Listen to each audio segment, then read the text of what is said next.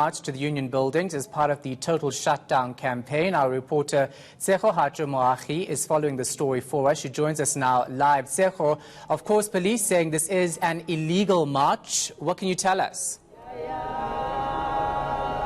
Good morning, Shahan. Yes, it is an illegal march, according to the Tshwane Metro Police Department, and they are saying that they will be monitoring the situation.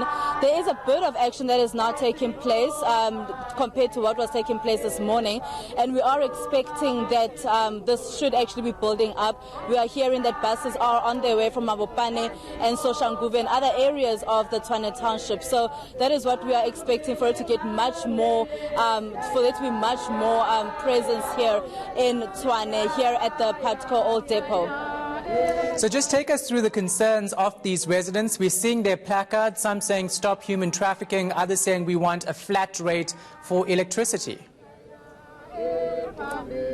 Absolutely, Shahan. Those are some of the main concerns that they have raised here. They've also spoken quite a bit about their concerns of foreign nationals as well, saying that, well, the foreign-owned shops rather. But within that as well, Shahan, they are saying that no to xenophobia. They're saying stop xenophobia. Just to give us more details, Shahan, I am joined by Mahuka Likhanyane. He is the organizer of this particular march today, to give us more details about their demands. Mahuka, thank you so much for your time. Just let us know about the demands that you actually have and what you are calling from government. Okay, you know what? We have an issue here of high electricity bills. Rental issues. We've got pensioners. They've got rental issues up to 500,000. How is she going to pay for that? And her children are unemployed. There's many of them in South Africa, in the whole of South Africa. So that's what we want, flat rate for electricity. We're not liable for the debt that was caused by ESCOM. Why must we pay for that? And another issue, we want clean drinking water. There's poor service delivery. There's this issue of human trafficking. It's not addressed. What about the issue of Nyaupe? We've got the Nyaupe, Honga. South African youth are sleeping on the streets as hobos. But did any politician speak about that in their campaigns? It's not a big deal. And me, as their brother, what am I doing? But what are you doing as a community? So that's the thing. That the problem is we are doing something about it, and the problem is the media. We have a problem with the South African media, the South African Human Rights Commission, the South African government, and all opposition parties.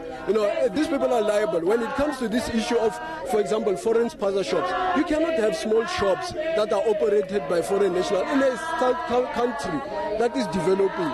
You have China Mall. How can China Mall be operating in South Africa when the Department of Trade and Industry stated that if you start a business in South Africa, your capital investment must be over 5 million. Can you hear me? Is it noisy? Is it fine? Yeah, so that's the issue. If you start a business in South Africa, your business must be from a capital investment of 5 million. So, but what's happening here then? So who's causing all these attacks on other people? I'm against xenophobic attacks are even, but the government is causing that. Opposition parties are causing that. The media is causing that. The Human Rights Commission, because they're receiving funding from multinational companies that are outside. They don't care about addressing this issue. Why didn't you ask the Department of Labor that, okay, why don't you apply your laws? Why don't you ask the Department of the Department of Trade and Industry that what is the law in South Africa? Why are you not applying that? So you're the ones causing this fight. That's why it's not ending. Because people are fighting for legitimate concerns here. They're asking the relevant questions. Who should they go to? Just quickly, what time are you expecting to start, and are more buses actually coming through? Okay, what's happening? There's an issue of technicalities. There's a lot of people. So all of a sudden, when people are supposed to come here, the buses were stopped by government. So we don't understand how are people going to address the issues. Then people will become violent. Then who's at fault? But you are aware that your march is illegal, right? Yeah, the march is legal. As we concerned, the march is illegal. It's very legal. We did all the processes. The only people who didn't want to receive the memorandum is the presidency. And what happens to that? And it's an issue that needs to be addressed in South Africa of a mental slavery. When did these people start their businesses? When did they start their businesses? White people gave them shares and gave them networks, and they started saying they're business people, not addressing the real business people. Spaza shops in South Africa who have been replaced by Pakistanis, Somalians, spaza shops. It's unfair. You can't have that in any country, in an emerging economy, in a developing economy. We're not even an emerging economy, we're in a developing economy. As a result, you have small businesses that are run by foreign nationals. It doesn't make sense. And that's the reason. In Ghana, our brothers, our friends in Ghana, our friends in Kenya, they will say, no, you can't have that in South Africa. South African government cannot do that. So that's the issue that we're raising. That okay, but leave these people. They've suffered mental slavery, just like you.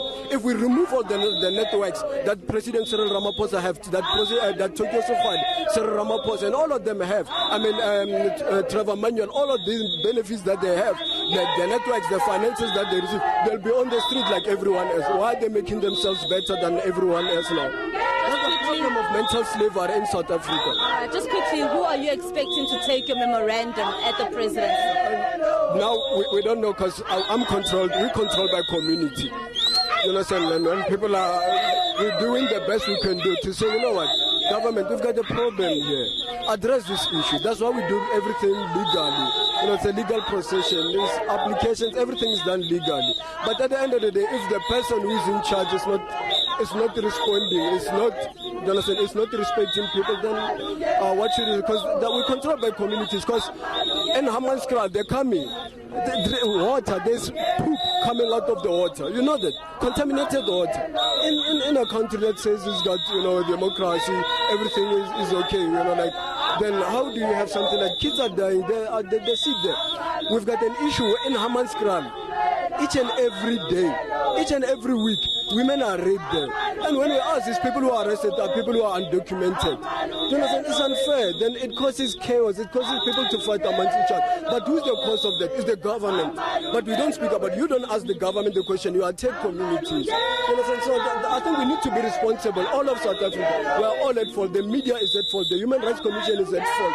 The South African government and all opposition parties, they are all at fault on addressing these issues that are happening within South Africa. Thank you so much for your time.